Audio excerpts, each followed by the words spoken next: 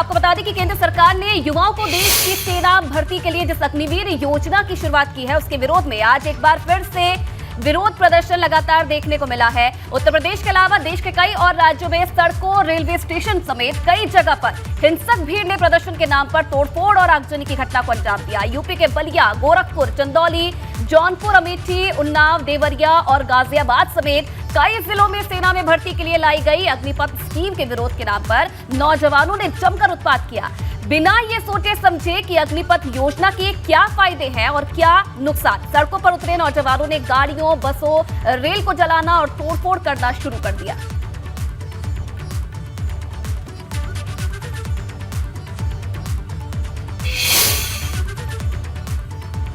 आज अग्निपथ योजना के खिलाफ विरोध प्रदर्शन की सबसे हैरान कर देने वाली दो तस्वीरें दो जिलों से सामने आई, जहां पहली तस्वीर पश्चिमी यूपी की सामने थी, जहां अलीगढ़ से तस्वीर दिखी। यहां हिंसा पर उतारू भीड़ ने पुलिस चौकी को आग के हवाले कर दिया, जबकि दूसरी तस्वीर पूर्वांचल के बलिया की है, जहां प्रदर्शन के नाम पर ट्रेन को आग के हवाले कर दिया गया, जिसमें करोड़ों रुपयों की सरकारी संपत्ति जलकर राख हो गई। ये दो तस्वीरें आप देखिए और अंदाजा लगाइए कि किस तरह युवाओं की भीड़ हिंसक हो गई और यहाँ कानून व्यवस्था के लिए, प्रशासन के लिए एक बड़ी चुनौती ये भीड़ बन गई। अलीगढ़ की तस्वीर देखिए, यहाँ एक पुलिस चौकी और एक वैन को आग के हवाले कर दिया, जबकि दूसरी तस्वीर में आप देख सकते हैं कि यहाँ सरकारी संपत्ति को नुकसान पहुंचाया गया। बलिया में एक ट्रेन को आग के हवाले कर दिया, इसकी बोगियां धूल फूकर चलती रही। मौजूद प्रशासन यहाँ आग बुझाने के प्रयासों में जुट गया। अलीगढ़ और बलिया की ये तस्वीरें प्रदर्शनकारियों के उत्पाद को साफ दिखाती हैं। तो वही उत्तर प्रदेश में अग्निपथ योजना के नाम पर आज कई जिलों में हुए विरोध प्रदर्शन पर कई जिलों में प्रदर्शन की तस्वीरें देखने को मिली और इस पर UP ADG law and order Prashant Kumar ने कहा है कि कुछ संगठन इस तरह के हिंसक प्रदर्शन के लिए युवाओं को उकसा रहे हैं।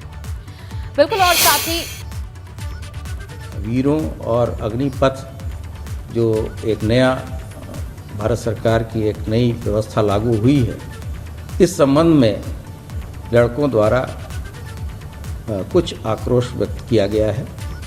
अभी तक 17 जगहों पे धरना प्रदर्शन की सूचनाएं हैं, जिनमें से 2 जगह बलिया तथा अलीगढ़ में आगजनी की घटना हुई है। बलिया में एक बॉगी में, जो कि वॉशिंग पिट पर खड़ी थी, वहाँ उपद्रवियों द्वारा आग लगाया गया है तथा अलीगढ़ में टप्पल के पास एक रोडवेज की बस के टायर में आग लगी है। इसके अतिरिक्त अन्य जगहों पर छिटपुट वारदातें हुई हैं, जहां पुलिस द्वारा मौके पर पहुंच के लोगों को समझाया बुझाया गया है। वर्तमान में सतर्क दृष्टि रखी जा रही है तथा मथुरा में अभी भी कुछ जगह पे धरना प्रदर्शन चल रहा है। वहाँ के सभी वरिष्ठ अधिकारी मौके पर हैं और सभी छात्रों को, अभ्यर्थियों को समझाया जा रहा है। और चलिए पढ़ते हैं, अब आके अलीगढ़ की बात करते हैं, जहां आज अलीगढ़ में सेना भर्ती की योजना, जिसमें अग्निपथ के विरोध प्रदर्शन को लेकर सड़कों पर उतरे लोगों ने जमकर बवाल मचाया। यहां योजना के विरोध में सड़कों पर उतरे हजारों नौजवानों ने यमुना एक्सप्रेसवे को जाम कर दिया और एक सरकारी बस को आग के हवाले भी कर दिया। अलीगढ़ के टप्पल इलाके में प्रदर्शन का सबसे ज्यादा असर देखने को मिला, जहां यमुना एक्सप्रेसवे पर प्रदर्शनकारियों ने अलीगढ़ पलवल हाईवे पर रोडवेज बस को रोककर उसे पलटने की कोशिश की, लेकिन जब वो इसमें कामयाब नहीं हुए तो बस में तोड़फोड़ करके हाईवे को जाम कर दिया। अलीगढ़ के टप्पल में ही प्रदर्शन कर रहे लोगों ने एक पुलिस चौकी को भी आग के हवाले कर दिया, जिसमें पूरी चौकी जलकर खाक हो गई। वहां खड़ी एक गाड़ी को भी आग के हवाले कर दिया, जिसके बाद हालात को काबू में करने के लिए पुलिस को आंसू गैस के गोले दागने पड़े। ये तस्वीर आप देखिए अलीगढ़ की है। अलीगढ़ के टप्पल में ये हिंसक प्रदर्शन हुआ, जहां एक चौकी को आग के हवाले किया, बाहर खड़ी गाड़ी को भी आग के हवाले कर दिया। टप्पल में ये प्रदर्शन हिंसक रूप ले चुका है और यहाँ मौजूद पुलिसकर्मियों ने हालात को काबू में करने के लिए और भीड़ को तितर बितर करने के लिए आंसू गैस का सहारा लिया। आंसू गैस के गोले दागे गए, उसके बाद किसी तरह ये हिंसक भीड़ वहां से हटी है पुलिसकर्मियों का कहना है कि अब जो सीसीटीवी फुटेज और तमाम जो वीडियो फुटेज सामने आए हैं उसके आधार पर अब लोगों को चिन्हित किया जाएगा और इन सभी को सजा होगी, इन पर कार्रवाई होगी। जिन लोगों ने ये हिंसा की है उन्हें अब बख्शा नहीं जाएगा। ये आप तस्वीरें देखिए जहां वैन को आग के हवाले कर दिया, पुलिस चौकी में आग लगा दी गई, वहां बमुश्किल आग पर काबू पाया गया। काफी नुकसान हुआ है इस हिंसक प्रदर्शन के चलते। प्रदर्शनकारियों ने चौकी को जब आग के हवाले किया, वहां मौजूद पुलिसकर्मियों ने भीड़ को हटाने के लिए आंसू गैस की गोली डाली। तो अलीगढ़ के टप्पल में ये हिंसक प्रदर्शन की तस्वीरें आप देख रहे हैं, किस तरीके से लगातार जो ये प्रदर्शन है ये बढ़ता जा रहा है। चौकी को आग के हवाले कर दिया गया और जो वहां पर गाड़ियां मौजूद थी उन पर भी आग लगा दी गई। किसी तरीके से जो मौके पर पुलिस थी उसने इस पूरी स्थिति में काबू पाया, लेकिन लगातार जो तस्वीरें हैं वो सामने आ रही है। उत्तर प्रदेश, उत्तराखंड, सब जगह से ऐसी तस्वीरें सामने आ रही है जहां युवाओं का गुस्सा शांत होता नजर नहीं आ रहा है।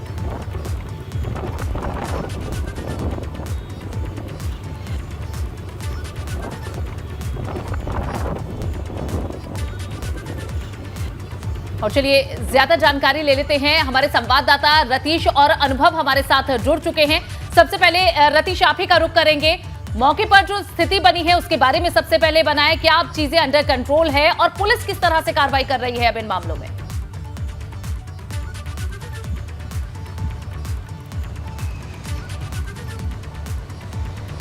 रतीश, मेरी आवाज आप तक पहुंच रही है? चलिए अनुभव, सवाल मेरा आपसे है, आप बताएं कि जहां आप मौजूद हैं वहां क्या इस वक्त स्थिति है और पुलिस ये जो तमाम वीडियो फुटेज अब सामने आ रहे हैं इनके आधार पर किस तरह से कार्रवाई कर रही है? देखिए, सबसे महत्वपूर्ण बात ये है कि जो ये सरकार ने स्कीम लागू की अग्निपथ, यानी जिससे कि युवाओं को सेना में भर्ती होने का मौका मिले, उसको लेकर विरोध प्रदर्शन हम कहें तो 2 दिन पहले से शुरू हो गए थे। और यूपी सरकार ने अपनी तैयारी, कल जो है एडीजी और डीजीपी, एसीएस होम, सबने एक वीडियो कॉन्फ्रेंसिंग की थी। ज़िले के जितने भी अफसर हैं उनके साथ बैठक की थी। वीडियो कॉन्फ्रेंसिंग के जरिए बैठक इसीलिए थी कि भाई अगर कहीं पर छात्रों का प्रदर्शन होता है तो उनको कैसे रोकना है, उनके साथ कोई उन पर बल नहीं प्रयोग करना है बल्कि उनको प्यार से समझाना है। और आज यही स्ट्रेटजी हमको देखने को मिली हर जगहों पर। जो बात ADG law and order Prashant Kumar कह रहे थे कि 17 जगहों पर इस तरीके से कहीं ना कहीं हम कहें तो बवाल हुआ है, छात्रों ने प्रदर्शन किया है। लेकिन आप देखिए, पुलिस ने कहीं पर भी उस तरीके से छात्रों के ऊपर कोई बल नहीं प्रयोग किया। क्यों? क्योंकि कल ही ये तय हो चुका था कि अगर इस तरह का प्रदर्शन होता है, छात्र अगर आते हैं, जैसे आप बलिया में देखिए, अब वो वॉशिंग लाइन पे ट्रेन खड़ी थी, बोगी खड़ी थी, यानी धुलाई के लिए वो बोगी खड़ी थी, वहाँ पर जाकर आग लगा दी। तो वहाँ पर जो जीआरपी के लोग थे, रेलवे के लोग थे, उन्होंने आग पर काबू पाया, फिर पुलिस भी पहुँची वहाँ पर। लेकिन अलीगढ़ के टप्पल में देखिए क्या हुआ, वहाँ किस तरीके से पुलिस चौकी में आग लगा दी।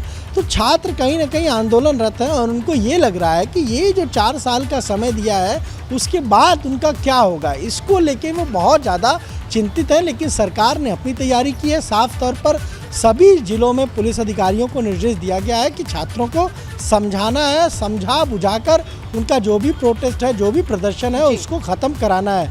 आज बीजेपी की एक बैठक थी, महत्वपूर्ण बैठक। पार्टी के तमाम सांसद यहाँ बीजेपी कार्यालय पर पहुँचे थे।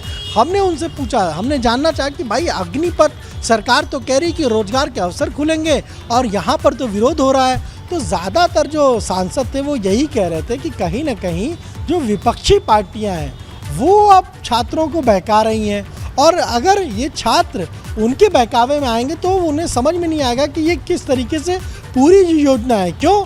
क्योंकि ये छात्रों के हित के लिए लाई गई है। तो तमाम जो बीजेपी के सांसद हैं उनका अपना तर्क है, लेकिन जो छात्र हैं उनको यही लग रहा है कि भाई वो सेना में जाने की तैयारी कर रहे थे और अगर वो जाएंगे 4 साल बाद उनको हटा दिया जाएगा तो उनका भविष्य सुरक्षित नहीं रहेगा। कहीं ना कहीं कोशिश ये की जा रही है प्रशासन की तरफ से कि किसी तरीके से जो छात्र हैं उनसे समझाइश की जाए। चलिए रतीश के पास चलते हैं, कानपुर से हमारे साथ जुड़े हैं रतीश। देखिए, दिन भर तमाम तस्वीरें हमने देखी हंगामे की, लेकिन कानपुर से ये खबर सामने आ रही है कि वहां पर व्हाट्सएप ग्रुप के जरिए हिंसा फैलाने की साजिश सामने आ रही है। इसके बारे में क्या अपडेट है आपके पास?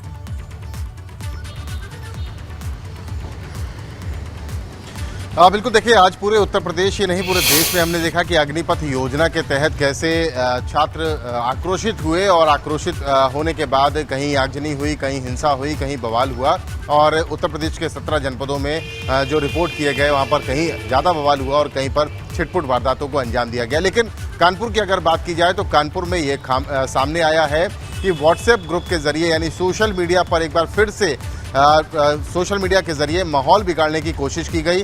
रामादेवी चौकी को फूंकने की बात की जा रही है। एक बॉयकॉट टीओडी ग्रुप बनाया गया और बॉयकॉट टीओडी ग्रुप बनाने के बाद उसका स्क्रीनशॉट वायरल हुआ। उसमें साफ तौर पर पढ़ा जा सकता है और लिखा जा सकता है कि हमीरपुर हाईवे को जाम कर देते हैं। ऐसी बातचीत हो रही है उसमें व्हाट्सएप ग्रुप में कि हमीरपुर नवसा हाईवे को जाम कर देते हैं, तो उसमें मना किया जाता है। दूसरा जो ग्रुप का मेंबर है वो कहता है नहीं, इसको नहीं जाम किया जाए। तो तीसरा व्यक्ति कहता है कि रामादेवी चौकी को फूंक देते हैं। हिंसा को बढ़ाने वाली, उकसाने वाली बातें इसमें की जा रही हैं और कानपुर पुलिस पहले से ही काफ़ी ज़्यादा विजिल थी। कानपुर पुलिस ने सोशल मीडिया पर जैसे ही ये स्क्रीनशॉट शेयर किया गया उसके बाद तुरंत कार्रवाई की है। और अभी हमारी जो बात हुई है कुछ देर पहले उसमें ये कहा गया है कि जो भी लोग थे जो इस तरीके की बातें कर रहे थे उस व्हाट्सएप ग्रुप में उन्हें चिन्हित कर लिया गया है और जल्द ही उनको पकड़ा भी जाएगा। जी बिल्कुल ठीक है रतीश और अनुभव, आप इसी तरह अपडेट हमें लगातार देते रहिएगा। फिलहाल बहुत बहुत शुक्रिया आप दोनों का इस पूरी जानकारी के लिए। तो देखिए वहीं अग्निपथ योजना के विरोध में हो रहे हिंसक प्रदर्शन के बीच अब इस मुद्दे को लेकर राजनीति भी तेज हो गई है। एआईएमआईएम के अध्यक्ष ओवैसी ने अग्निपथ योजना को युवाओं के खिलाफ बताते हुए सरकार के फैसले पर सवाल खड़े किए। देश में आर्मी, नेवी, एयरफोर्स के जो लोग जाते हैं हमारे सोल्जर्स, वो एक ऑनरेबल प्रोफेशन है।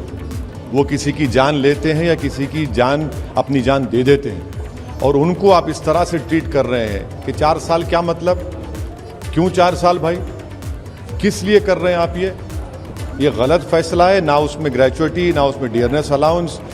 आप प्रधानमंत्री बड़ा वादा किए थे 2014 में कि 1 रैंक 1 पेंशन, यहाँ तो यहाँ रैंक है ना यहाँ पे पेंशन है। वहीं आज विरोध प्रदर्शन के नाम पर होने वाली हिंसा की सबसे डरावनी तस्वीर भी मथुरा से सामने आई। यहां अग्निवीर योजना के नाम पर सड़कों पर विरोध करने उतरे प्रदर्शनकारियों ने सारी सीमाएं लांघ दी। मथुरा में आज जो हुआ उसे किसी भी सूरत में विरोध प्रदर्शन नहीं कहा जा सकता।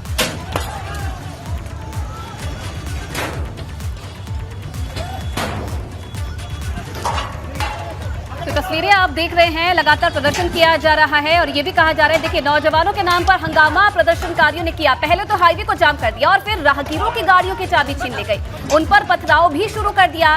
तस्वीरों में आप साफ देख सकते हैं कि प्रदर्शनकारियों के अचानक शुरू हुए पथराव की वजह से राहगीर दहशत में आ गए, जिसमें गोद में मासूम बच्चे लिए माँ बाप भी थे और बुजुर्ग दंपति भी थे। ये तस्वीरें आप देखिए, पथराव से लोगों को पुलिस प्रशासन कैसे बचाता हुआ नजर आया। पुलिस की जवाबी कार्रवाई भी इस दौरान सामने आई, फायरिंग की गई। मथुरा में सबसे ज्यादा बवाल आज पूरे दिन भर देखने को मिला, पथराव किया गया। लेकिन इस बीच ऐसी तस्वीरें भी सामने आई जिसमें बुजुर्गों को भी नहीं बख्शा गया और मासूम बच्चों को भी नहीं बख्शा गया। लेकिन इस बीच पुलिस प्रशासन ने पूरी मुस्तैदी दिखाते हुए इन आम लोगों को बचाया, सुरक्षित उनकी जगहों पर पहुंचाया। तस्वीरें देखिए आप।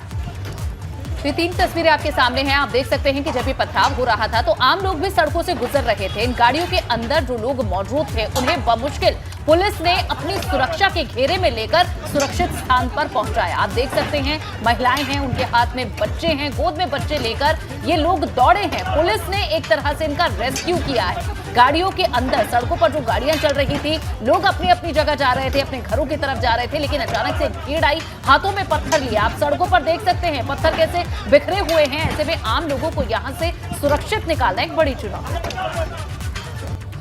तो देखिए अग्निपथ योजना के खिलाफ आज बलिया में भी प्रदर्शनकारी बेकाबू हो गए और छात्रों ने एक ट्रेन को ही आग के हवाले कर दिया। पहले सुबह करीब 5 बजे छात्र घरों से निकले और लाठी डंडे लेकर सड़क पर उतर गए। हालांकि पुलिस ने उन्हें खदेड़ा और बल प्रयोग कर रोकने की कोशिश की, लेकिन तब तक कुछ छात्र रेलवे स्टेशन पर पहुंच चुके थे और ट्रेनों को निशाना बनाने लगे। तोड़फोड़ की गई। बाद में जब पुलिस के लिए चुनौती बढ़ी तो अधिकारी सुरक्षा घेरे के साथ खुद मौके पर पहुंच गए, हालात का जायजा लेने लगे। हुड़दंगियों को नियंत्रण में करने का प्रयास किया जा रहा था, लेकिन तब तक गुस्साए छात्रों ने ट्रेन को आग के हवाले कर दिया। ये तस्वीरें आप देख सकते हैं किस तरह से छात्रों ने सरकारी संपत्ति को, ट्रेनों को नुकसान पहुंचाया है। वहीं अग्निपथ योजना को लेकर हो रहे विरोध प्रदर्शन के बीच भाजपा ने युवाओं से अपील की है कि पहले वो इस स्कीम को गहराई से जान लें, क्योंकि ये योजना युवाओं के भविष्य को ध्यान में रखकर ही तैयार की गई है।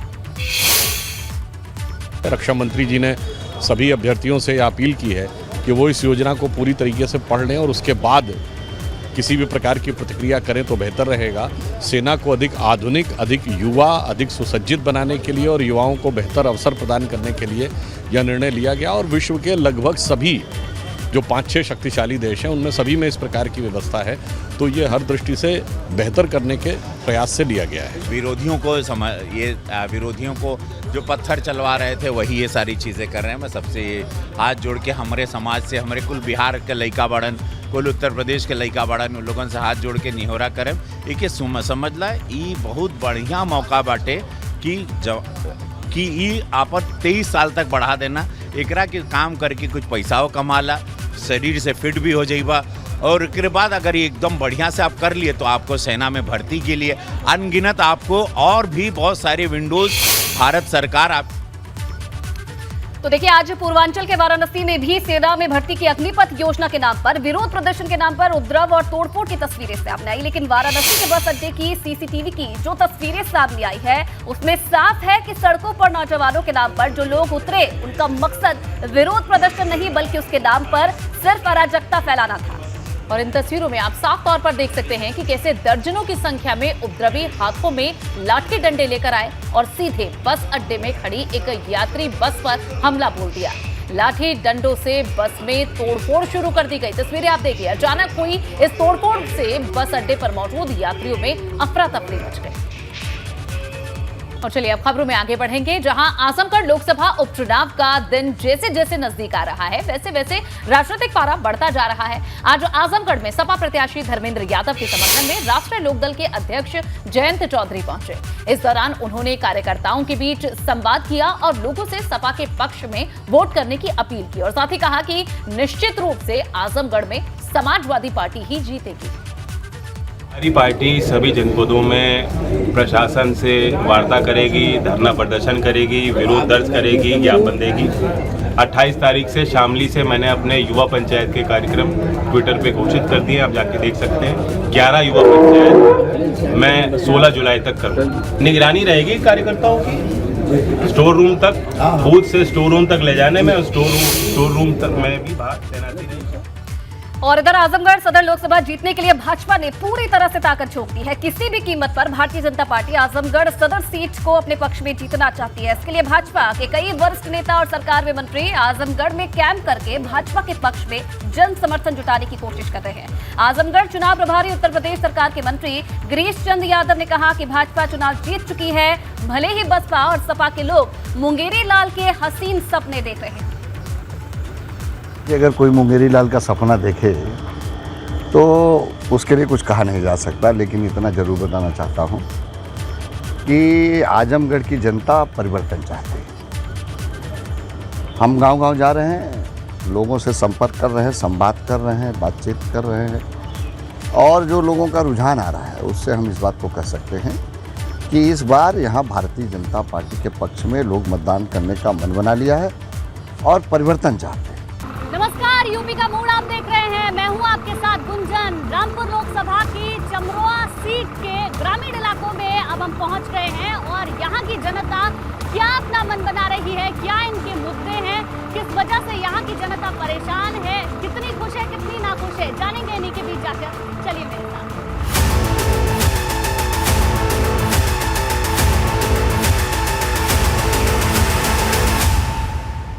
अब रामपुर में उपचुनाव होने जा रहे हैं। कोई भी आए और जीते या नहीं जीते, हमारा कमल का फूल ही रहता है। जी, बीजेपी में रहते हैं। कमल का फूल ही खिलेगा, साइकिल नहीं दौड़े। नहीं, हमारे यहाँ तो ये कुछ भी गाते रहे, हमारे यहाँ तो कमल का फूल ही खिलता है। काम तो किया होगा कुछ? काम तो खैर सर जब यहाँ का सांसद नहीं है तो काम क्या करेगा, जब कुछ है ही नहीं तो काम तो करे ही नहीं है। खैर काम नहीं है, बीजेपी का यहाँ पे कोई काम नहीं हुआ अभी। तो आप चाहते हैं सांसद बदले? जी नहीं, समाजवादी पार्टी का ही था ना सांसद, आजम खान थे, सीट उन्होंने छोड़ दी, तो अब आप यही चाहते हैं कि अब दूसरा सांसद आना चाहिए? हमारा बीजेपी का आना चाहिए। Only for BJP. बीजेपी की ही हमें पसंद है। पसंद क्यों है, इसकी कोई वजह तो होगी? मतलब देश में विदेश में हमारे मतलब मोदी जी का नाम हो रहा है, इसलिए हमें इसलिए पसंद है। जनता का नाम हो रहा है कि नहीं? जब मोदी हमारे प्राइम मिनिस्टर का नाम होगा तो जनता का भी नाम उन्हीं के साथ होगा। कोई भी गार्जियन होता है माँ बाप के नाम से शुरू होता है, वहाँ पे वो राजा है। जब प्रधानमंत्री है, प्राइम मिनिस्टर बने हुए हैं, तो उन्हीं के सारे से हमारा भी नाम होगा। जा खुश है? और हम तो खुश हैं। साइकिल वालों ने काम करा, साइकिल वालों ने करा है कि ना करा? फूल वालों ने करा, अच्छा, क्या क्या? बहुत कुछ कर दिया। काम तो बताओ। अब का बताएं, जो कर दिया वो कर दिया। आंटी वोट देते हो? और किसको दोगे? बीजेपी को। बीजेपी को? क्यों, काम किया है बीजेपी ने? और अच्छा, क्या क्या काम हुआ है? सिलेंडर दिया है, राशन दे रही है, और बाकी सुविधा आ रही है जो दे ही रही है। हाँ, साइकिल ने कुछ नहीं किया समाजवादी पार्टी ने? क्या होगा, हमारे हम जब से हम यहाँ पे आए शादी होकर, जब से तो समाज बीजेपी की सरकार चल रही है। काम वाम हुआ है? काम हमारे यहाँ तो हुआ ही नहीं है, अभी तक तो हुआ ही नहीं है। जाके भी न देखा रामपुर का जो भी विधायक बना, आज तक नहीं देखा स्वार के अंदर भी जाके न समाजवादी वाले बनाएंगे तो समाजवादी वोट देते ही हैं। काम किया है समाजवादी पार्टी ने? काम कुछ नहीं किया। अरे अब तो जैसा चाहे तो जब जहाँ वोट पड़े वहीं डाल देते हैं, जिससे ज़्यादा जोर होगा दे देंगे। आपकी पसंद कौन है? मेरी पसंद की कोई बात नहीं है। मैं तो घनश्याम सिंह लोधी जीतेंगे, क्योंकि बीजेपी का काम सही है इस टाइम पे। हाँ, क्या क्या काम किया बीजेपी ने? बीजेपी ने बहुत काम करे हैं, और राशन फ्री है, और क्या बोलते हैं, इधर कोई बदमाशी भी नहीं है। हाँ, समाजवादी सरकार में था ये सब? समाजवादी सरकार में तो यह काफ़ी लोग आते और किसी ने 2 कप चाय बनवाई और पी के चले गए। मोदी को वोट देना, हमें मोदी को। हाँ, तो अब रामपुर में सांसद चुनना है ना, तो किसे चुनोगे? घनश्याम लोधी को, आसिम रजा को? घनश्याम लोधी भाजपा से, आसिम रजा समाजवादी पार्टी? बीजेपी पार्टी पे। क्यों, काम किया बीजेपी? बीजेपी हम विधायक बीजेपी में भाजपा को दे रहा हूँ। काम किया भाजपा ने? बहुत अच्छा काम किया। काम ये है क्या, हर रंग से विकास हो गया है और महंगाई कम हो रही है। अरे वो ही है हमारे यहाँ लोधी साहब। घनश्याम सिंह लोधी जी। अच्छा, आसिम रजा को नहीं। क्यों? क्यों क्या, या पहले से सरकार उठ गई है, हम तो उन्हें देंगे, पहले से वोट देते आए। काम किया भाजपा ने? जी। काम क्या, हर एक गरीब आदमी को खाना राशन पहुँचा रहे हैं, सब हर चीज़ मुहैया हो रही है, कोई आदमी भूखा नहीं मर रहा है। अरे अब तो घनश्याम सिंह लोधी बीजेपी जीत रही है। हाँ, ऐसा क्यों, आसिम रजा को नहीं?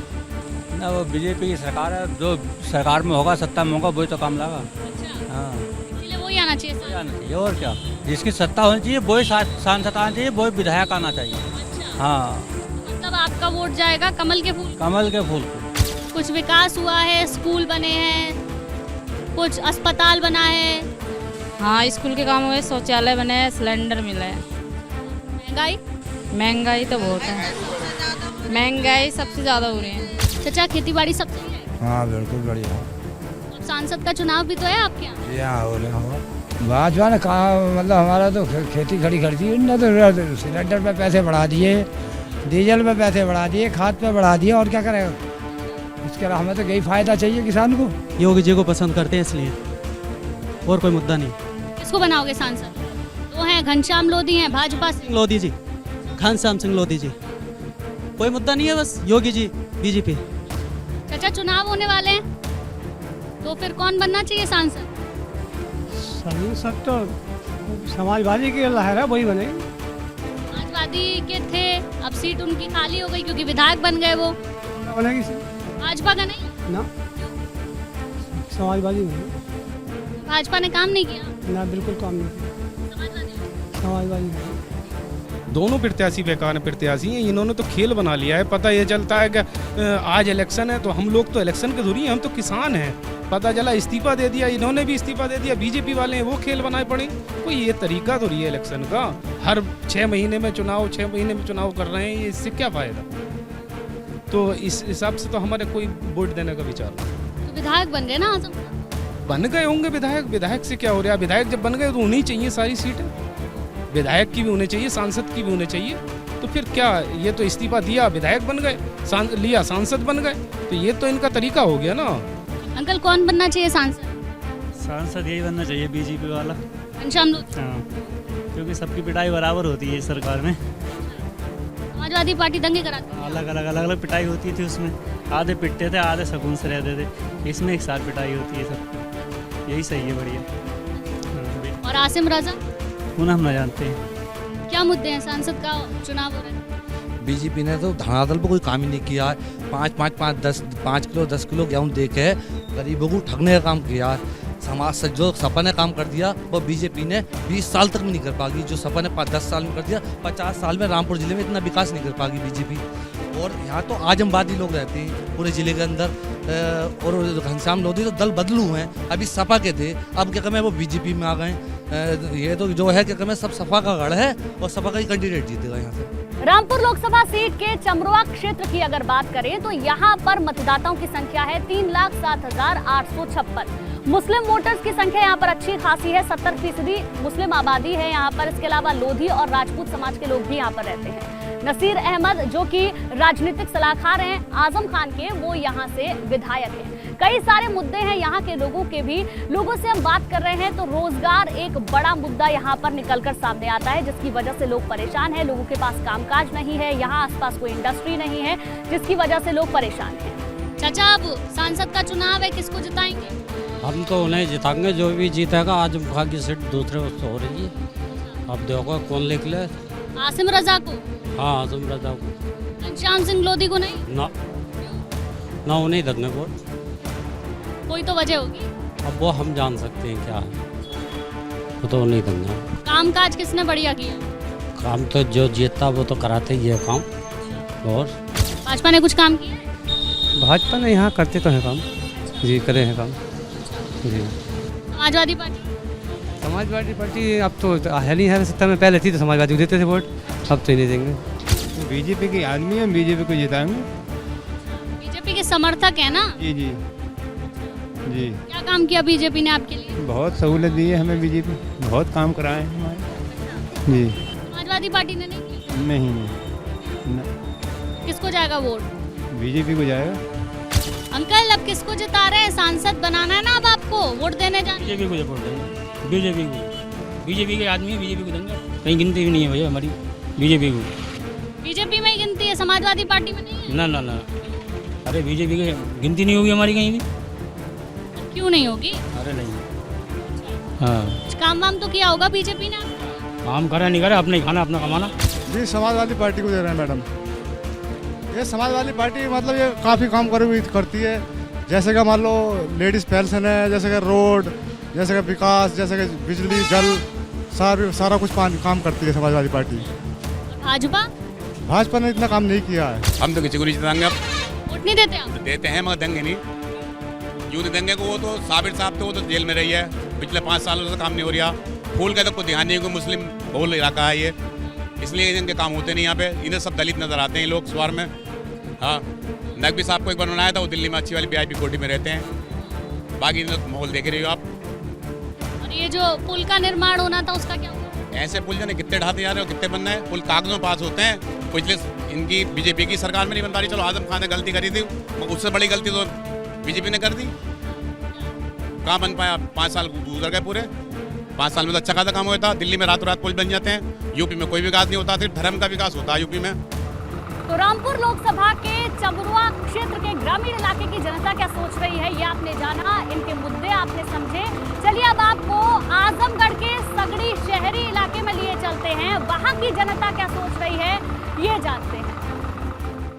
नमस्कार, आजमगढ़ के सगड़ी क्षेत्र के शहरी आबादी के बीच इस वक्त हम पहुंच चुके हैं, जानने इनसे कि 23 तारीख के लिए क्या मन में बना रखे हैं, कौन से मुद्दे, कौन सी बातें हैं जो प्रत्याशियों की बड़ी बारीकी से वे देख रहे हैं। और चलिए उनका मत जानने के लिए, उनके विचार जानने के लिए उन्हीं के बीच चलते हैं। आइए चलिए।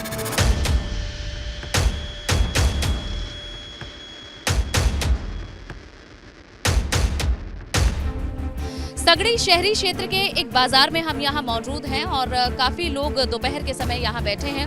उन्हीं से बात करते हैं, जानते हैं यहाँ की समस्याएं क्या है, क्या मुद्दे हैं और किन बातों को ध्यान में रखकर ये सभी लोग वोट करने वाले हैं। तो बाबूजी, सबसे पहले आप बताएं, सगड़ी शहरी क्षेत्र में क्या कुछ समस्याएं हैं जिन्हें ध्यान में रखकर आप 23 तारीख को वोट डालने जाएंगे? समस्या तो बहुत लंबी चौड़ी है।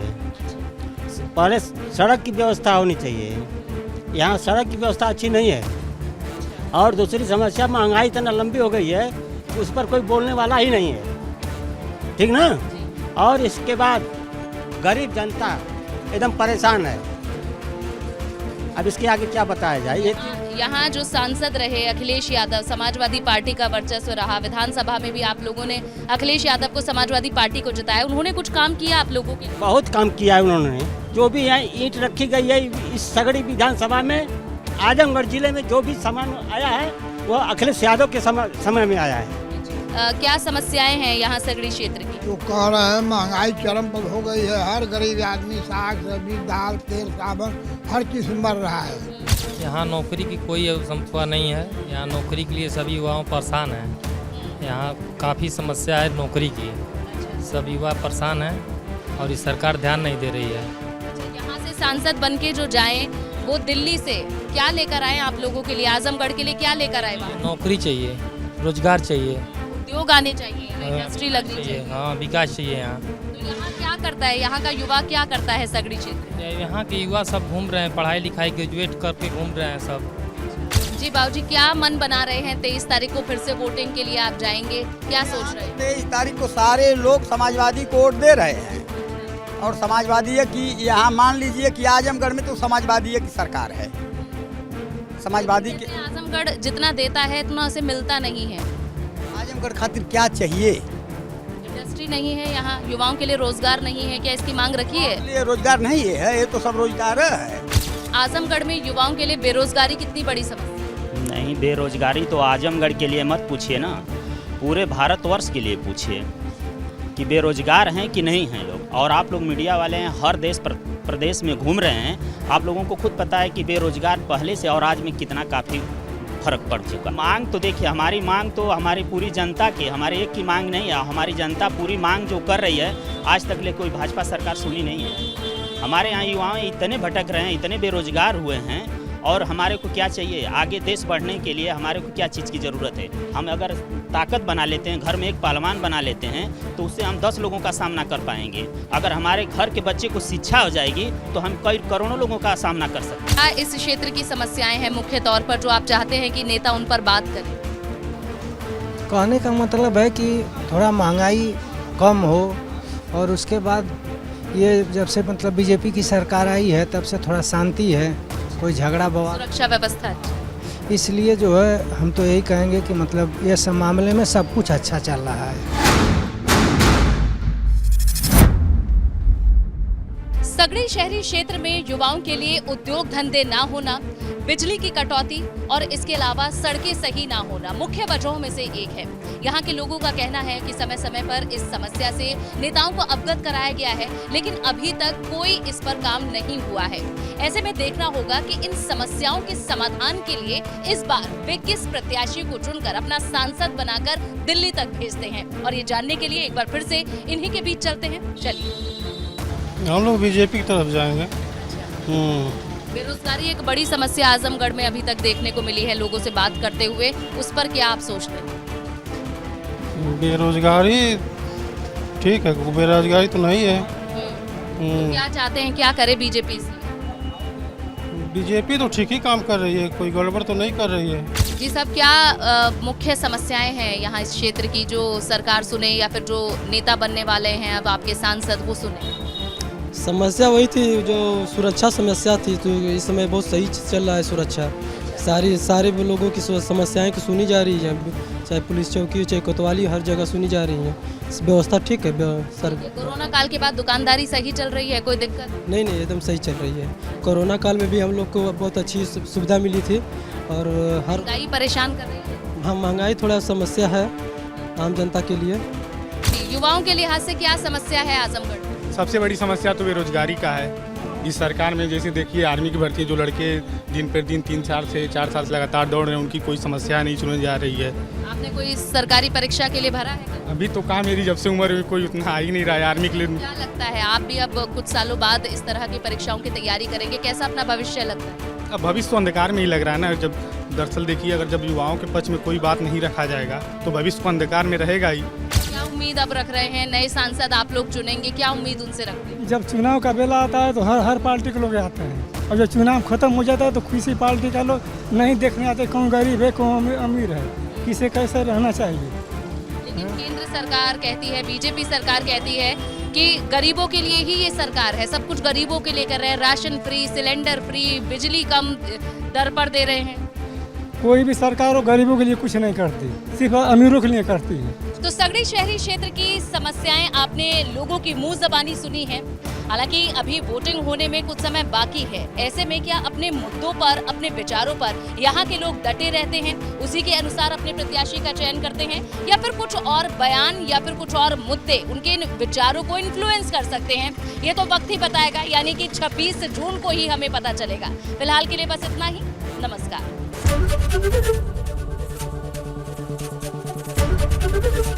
एबीपी गंगा, खबर आपकी, जुबान आपकी।